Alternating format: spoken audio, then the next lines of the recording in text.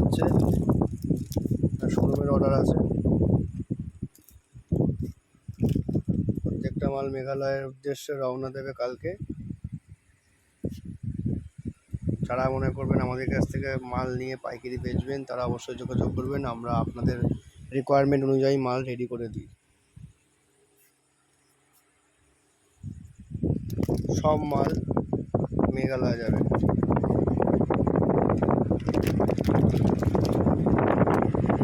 সবগুলো রাউন্ড নেকের মধ্যে আছে, প্রত্যেকটা মাল রাউন্ড নেকের মধ্যে আছে এবং নিখুঁত কাজ আছে, প্রত্যেকটা কাজ নিখুঁত রয়েছে।